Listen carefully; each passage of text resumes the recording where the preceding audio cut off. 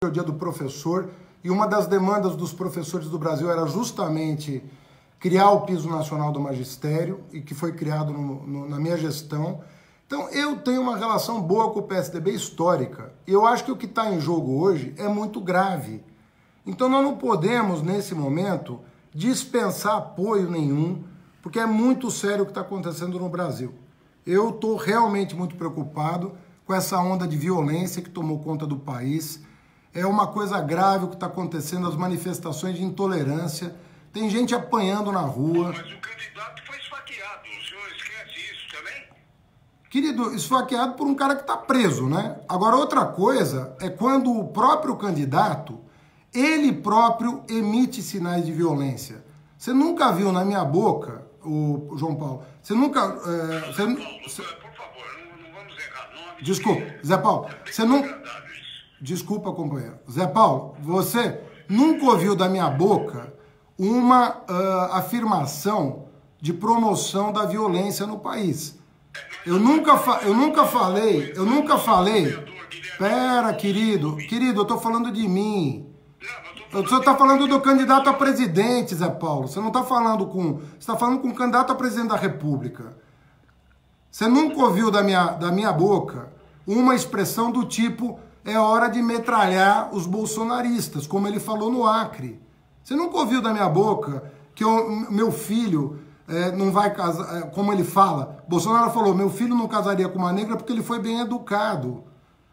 Você nunca ouviu da minha boca uma coisa dessa, porque eu sou professor. Eu não sou capitão expulso do exército como ele. Para pensar 2 minutos sobre a minha trajetória e a dele.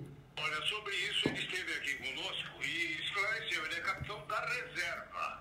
Rapaz, ele que não tem nada contra ele. Foi divulgado por vocês da imprensa o croquis de explosão de bomba de adutora no Rio de Janeiro. Agora, você quer negar o passado dele para quê? Para tapear...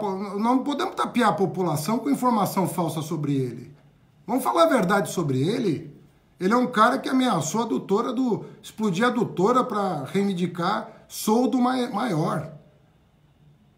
Sabe o que tá me parecendo? A gente quer repaginar o Bolsonaro para tornar ele palatável para a população.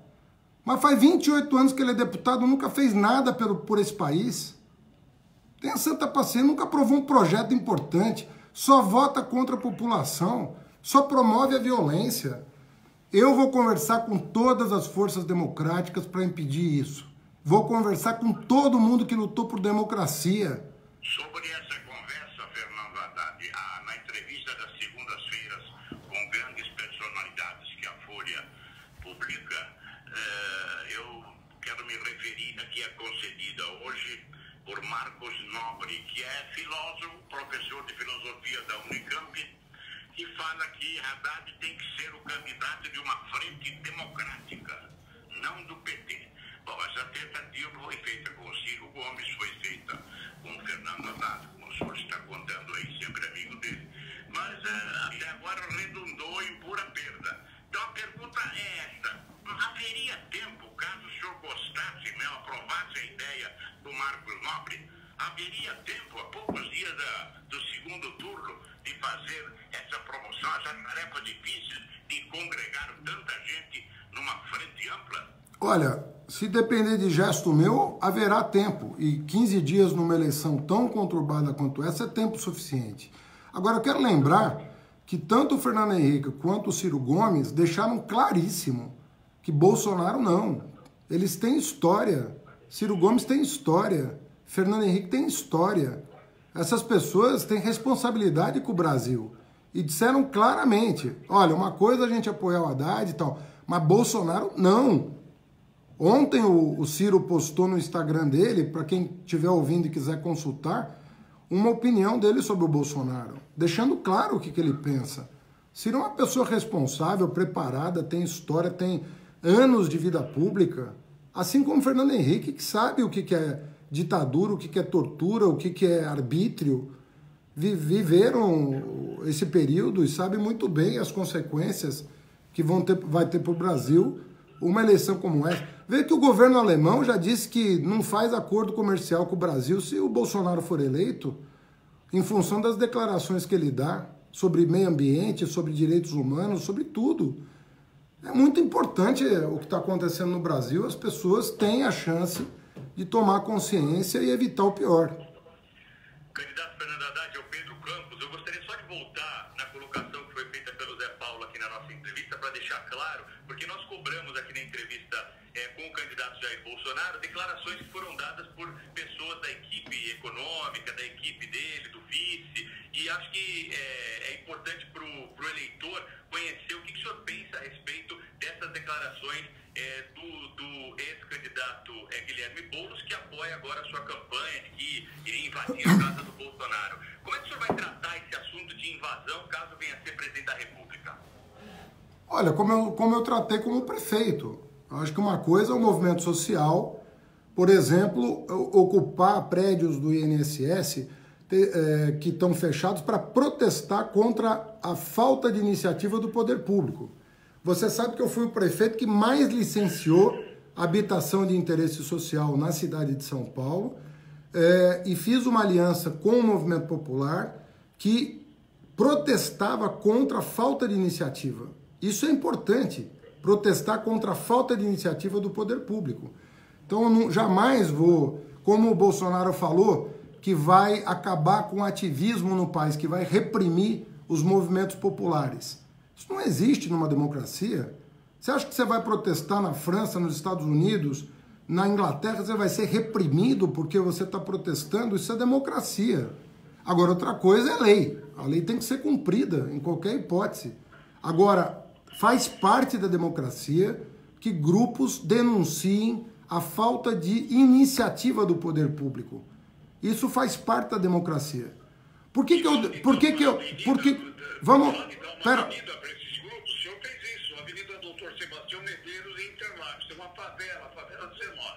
Não, querido, não tem nada a ver comigo isso que você está falando. Não tem nada a ver comigo. Você desculpa, você está desinformando o teu ouvinte.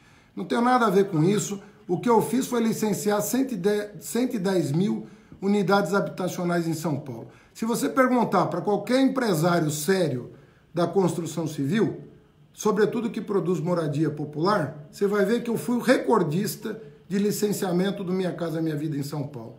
110 mil moradias eu licenciei em 4 anos. Isso não tem paralelo na história da cidade. Basta ver o que o Dória fez depois. Dória parou tudo. Hoje você não consegue licença de nada na cidade de São Paulo, foi tudo desmontado. Então não me vem colocar pecha não, porque eu, respeitando o movimento popular, eu fui a pessoa que mais atendeu as empresas que produzem moradia social na cidade de São Paulo. Está circulando aí, não sei se é fake ou é verdadeiro, que o senhor já teria como nomes para sua equipe Joaquim Barbosa, Drauzio Varela, Mário Sérgio Cortella, Pércio Arida. O que tem de verdade nisso? As pessoas às vezes tomam conhecimento de conversas que eu faço e às vezes se adiantam. Eu tive com o Joaquim Barbosa, realmente eu tive com ele em Brasília, não vou omitir essa informação. É uma pessoa que tem 40 anos de serviço público prestados ao país, foi membro do Ministério Público, foi presidente do Supremo Tribunal Federal.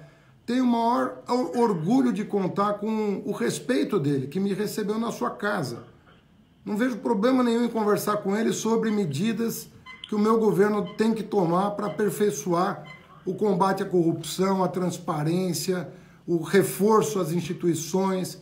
E com o Cortella, eu sou amigo do Cortella há muito tempo. O Cortella acompanhou meu trabalho como ministro da Educação e há muito tempo eu liguei para o Cortella e falei, se eu puder opinar sobre o próximo governo, não era candidato a nada, e eu falei, eu acho, Cortella, que você tem que pensar em ocupar o Ministério da Educação. Isso é um quadro que tem o respeito de todas as forças do país, as forças vivas do país, e fiz esse comentário há tempos atrás.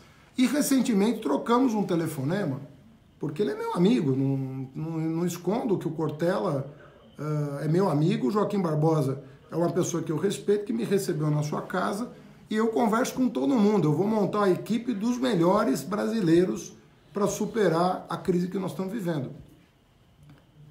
Candidato Fernando Haddad, com a eleição do novo Congresso, as alterações num percentual até muito alto, uma eventual governo Haddad teria condições de tratar com o novo Congresso Nacional? Total condições. Você sabe que eu tinha aqui na cidade de São Paulo 11 vereadores de 55. Eu aprovei plano diretor, que foi premiado pela ONU, aprovei a renegociação da dívida, que garantiu para a cidade grau de investimento. A cidade de São Paulo é uma das poucas do país que tem grau de investimento, que é um selo de qualidade de finanças públicas. Eu ganhei 10 prêmios internacionais com 11 vereadores.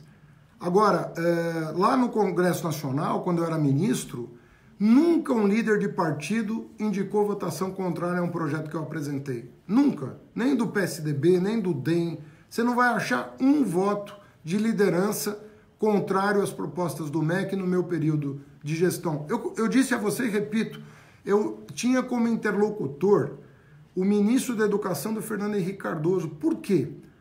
Porque eu concordava com tudo e ele com tudo? Não, porque nós construíamos consensos. Nós construíamos acordos para fazer a agenda avançar. Então, a mesma postura que eu tive como ministro, eu vou ter como presidente. Construir consensos, dialogar, não tentar impor uma agenda, tentar construir saídas para a crise. E, na minha opinião, o país é forte o suficiente para resolver essa crise com um pouco de boa vontade, um pouco de diálogo, restaurar a ordem democrática, acabar com essa coisa da violência, da intolerância que está na rua, mostrar para o país, fazer gestos, dar o exemplo.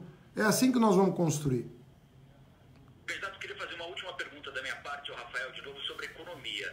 Durante os mandatos da ex-presidente Dilma Rousseff, do PT, consequentemente, a economia do país tomou o maior tombo da história. E tem muita gente machucada, tem muito brasileiro machucado, porque perdeu renda, porque perdeu emprego, porque perdeu plano de saúde, porque perdeu a escola do filho, enfim. A vida das pessoas mudou demais para pior a partir do segundo mandato da ex-presidente Dilma Rousseff. O que é que um novo mandato do PT fará para reparar os erros que o próprio partido cometeu e que levaram o Brasil a essa recessão da qual está tão difícil sair e que humilhou tantos brasileiros? Rafael, a minha posição sobre isso é muito conhecida e é muito sincera. Eu acho que de 2003 a 2012, a condução da política econômica foi muito boa, a ponto de nós gerarmos mais de 20 milhões de postos de trabalho no país. É um recorde histórico. Nunca houve na história do país tanto progresso social e econômico quanto nesse período. Já disse, não é novidade, todo mundo sabe, que fiz críticas ao período a partir de 2013. A partir de 2013, algumas decisões que foram tomadas foram equivocadas. Por exemplo, a desoneração de impostos de alguns setores econômicos. Aquilo não deveria ter sido feito, na minha opinião. E eu disse isso à época, não estou dizendo hoje.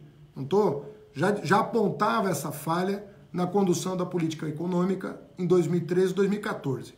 Também é conhecida a minha opinião, que depois da reeleição da Dilma, a oposição se aliou ao Eduardo Cunha para sabotar o governo com pautas bomba. E essa conjugação de erros de 2013 e 2014 com sabotagem em 2015 gerou essa crise. O que eu estou falando para você não é novidade. Eu escrevi artigos, dei entrevistas, sempre repetindo a minha tese, que até hoje eu acho que é a mais sustentável. Erros em 2013 e 2014, sabotagem em 2015. Agora é hora de virar a página, corrigir os erros de 2013 e 2014 e quem perder a eleição fazer o gesto de colocar o Brasil acima dos seus interesses pessoais, como fez o Aécio Neves, que deixou o Brasil de lado para tentar sabotar a agenda econômica do país, em aliança com o Eduardo Cunha. Então, houve erros e isso tem que ser admitido, não tem problema em admitir. O erro maior é jogar um projeto que deu certo, jogar a criança com a água do banho, que é o que nós faríamos se nós elegêssemos o Bolsonaro. É jogar a criança com a água do banho. Está fazendo aí, não lembro muito as de Dilma Rousseff. Como é que o senhor pretende... Diga uma, Zé Paulo, diga uma promessa. Diga uma. Diga uma. Não teve nada a ver com a infelicidade. Mas, querido, eu estou acabando de dizer que 2013 e 2013... Pô, parece que eu não conversei com você, Zé Paulo. Não, eu estou ouvindo aqui, o senhor está Não, você não está ouvindo, você está escutando, mas ouvindo você não está. Eu falei que 2013, 2014 houve erros. 2015 houve sabotagem. Agora, acho que todo mundo de boa fé, você é uma pessoa inteligente, é capaz de entender o argumento. Eu quero saber para frente. Como é que o senhor pretende... Para frente, o que... que o senhor está fazendo? Para frente, querido, dá licença de eu te responder. Para frente, eu estou dizendo que nós temos que fazer uma reforma tributária para aumentar o poder de compra de quem ganha menos, porque paga muito imposto. Uma reforma bancária, porque com os juros que os bancos cobram dos empresários é impossível produzir. E retomar as obras públicas. São 2.800 obras paradas no país há 3 anos, que poderiam gerar emprego e aumentar a produtividade da nossa economia. Essas propostas são novas e não tem nada a ver com o período anterior. Alô? Mais alguma pergunta? Não? Então encerramos. Obrigado, então, candidato Fernando Haddad. Até a próxima, hein? Obrigado, Zé Paulo. Um abraço para ti, viu, querido?